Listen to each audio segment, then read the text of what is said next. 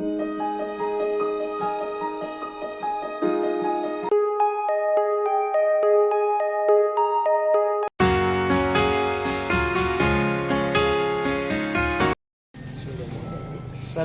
warahmatullahi wabarakatuh. Saya atas nama Rizwan akan menjelaskan tentang peranan teknologi dan komunikasi dalam pembelajaran.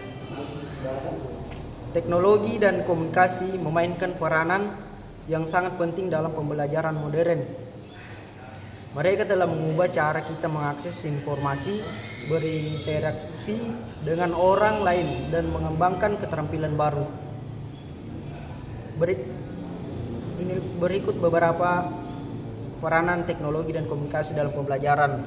1. Akses ke informasi.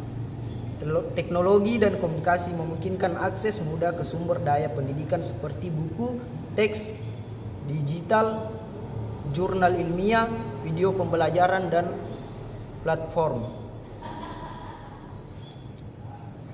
Yang kedua, pembelajaran jarak jauh. Teknologi dan komunikasi memungkinkan pembelajaran jarak jauh atau pembelajaran online melalui konferensi dan platform pembelajaran online. Siswa dan guru dapat berinteraksi secara virtual tanpa harus berada di tempat yang sama. Yang ketiga, kolaborasi dan komunikasi. Teknologi dan komunikasi memfasilitasi kolaborasi dan komunikasi antara siswa dan guru melalui email, forum diskusi online, atau platform kolaboratif.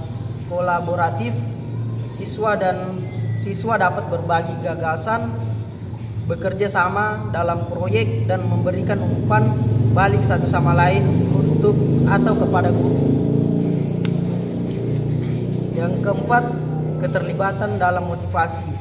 Penggunaan teknologi dalam pembelajaran dapat meningkatkan keterlibatan dan memotivasi siswa melalui media interaktif, simulasi, dan permainan pendidikan. Siswa dapat belajar dengan cara yang lebih menarik dan menyenangkan. Dan yang kedua, penjelasan tentang klasifikasi media pembelajaran.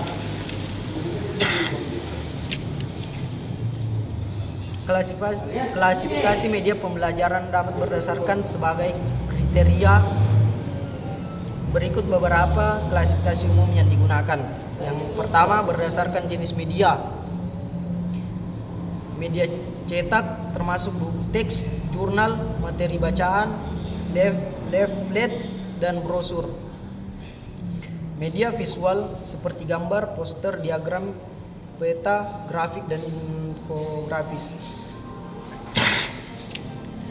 Media audio seperti rekaman suara, podcast, musik, dan narasi. Yang keempat, media audiovisual termasuk video, film pendidikan, animasi, presentasi slide, dan multimedia. Yang kelima, media digital meliputi e-book, simulasi komputer, perangkat lunak, pembelajaran platform, dan aplikasi mobile. Yang kedua, berdasarkan fungsi. Media informasi bertujuan untuk menyampaikan informasi dan konsep kepada siswa. Contohnya adalah buku teks, materi bacaan, dan presentasi slide. Yang kedua, media demonstrasi digunakan untuk memperlihatkan atau menjelaskan suatu proses atau konsep. Contohnya adalah model, video, dan simulasi. Yang ketiga, media praktek memberikan kesempatan kepada siswa untuk berlatih dan mengaplikasikan pengetahuan atau keterampilan. Contohnya dalam latihan soal, permainan edukatif, dan simulasi interaktif. Yang keempat, media evaluasi digunakan untuk mengukur pemahaman dan kemampuan siswa. Contohnya adalah tes, kuis, dan tugas. Berdasarkan tingkat interaktivitas. Yang pertama, media pasif Siswa hanya menerima informasi tanpa partisipasi aktif, contohnya dalam buku teks dan video pembelajaran. Dan kedua, media interaktif memungkinkan siswa berinteraksi secara aktif dengan media pembelajaran. Contohnya adalah perangkat lunak pembelajaran, simulasi, dan permainan edukatif. Yang keempat, berdasarkan sumber daya.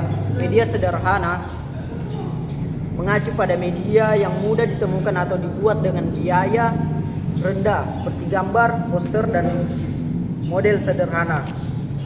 Yang kedua, media kompleks merujuk pada media yang membutuhkan sumber daya yang lebih canggih atau mahal seperti video produksi tinggi, perangkat lunak pembelajaran khusus atau perangkat keras yang mahal.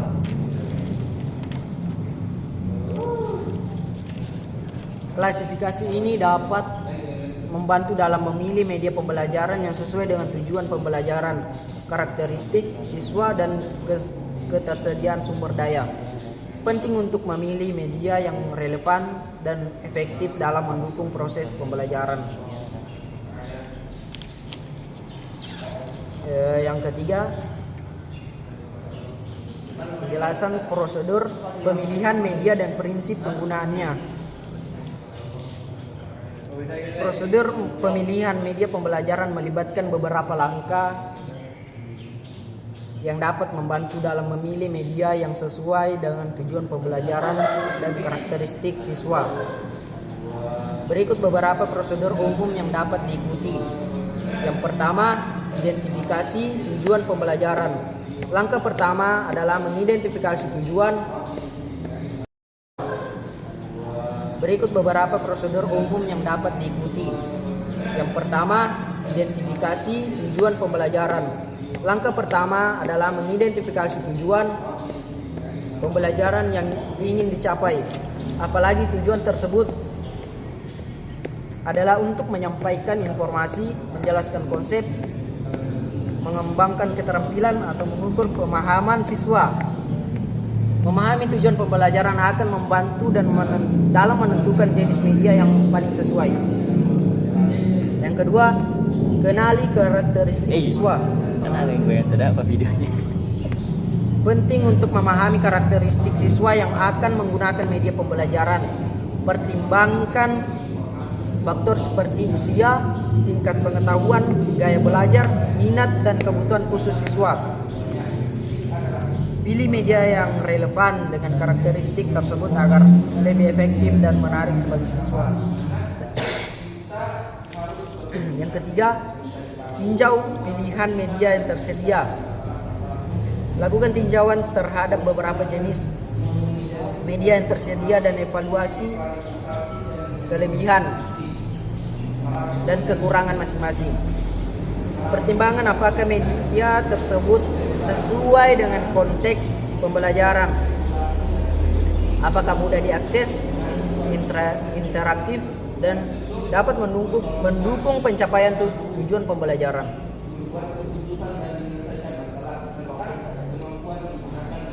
Keempat, pertimbangan prinsip kegunaan media.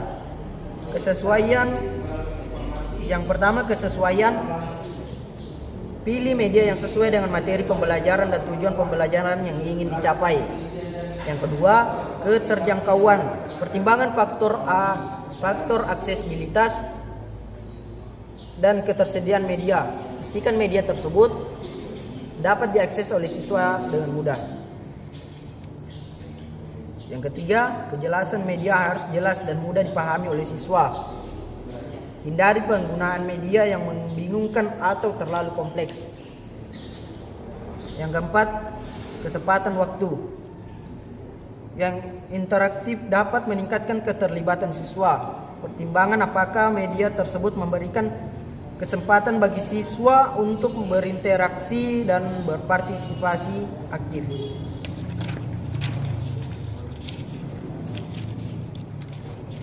Dan yang keempat, penjelasan pengertian media grafis dan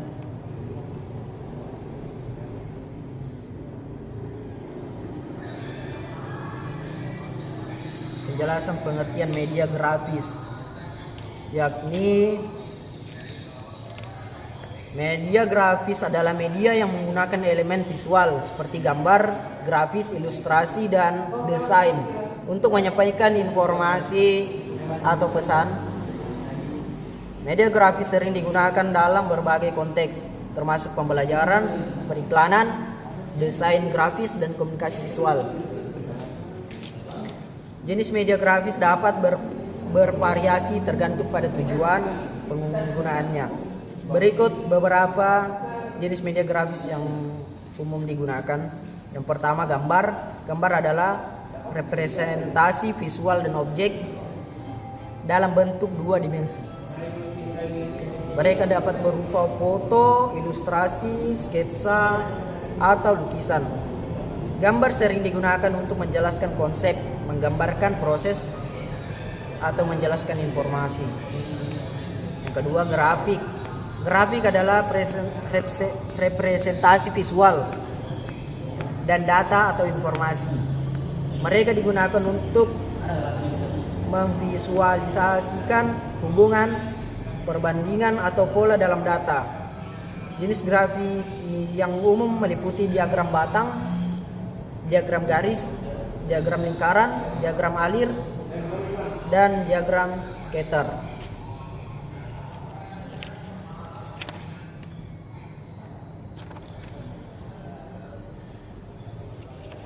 Yang ketiga, poster.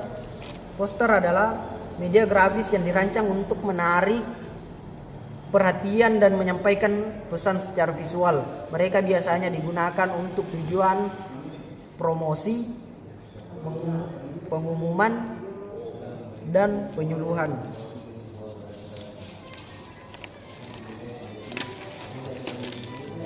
Dan adapun beberapa aplikasi-aplikasi yang dapat digunakan di dalam media audio visual, audio video, yakni YouTube. YouTube adalah platform berbagi video yang populer di seluruh dunia. Pengguna dapat mengunggah, menonton, dan berbagi video dengan berbagai konten, mulai dari hiburan, musik, tutorial, hingga pembelajaran. Vimeo adalah platform video lainnya yang memberikan akses ke berbagai jenis konten video, termasuk film, animasi, video musik, dan karya seni. Yang ketiga, Netflix. Netflix adalah platform streaming yang menyediakan berbagai film, serial TV, dan konten hiburan lainnya. Yang keempat, Spotify. Spotify adalah platform streaming musik yang memungkinkan penggunaan mendengarkan lagu dan album dari berbagai genre.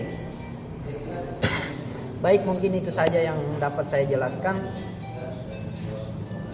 Semoga yang teman-teman yang dapat melihatnya bisa bisa memahami dengan mudah. Baik, terima kasih. Assalamualaikum warahmatullahi wabarakatuh.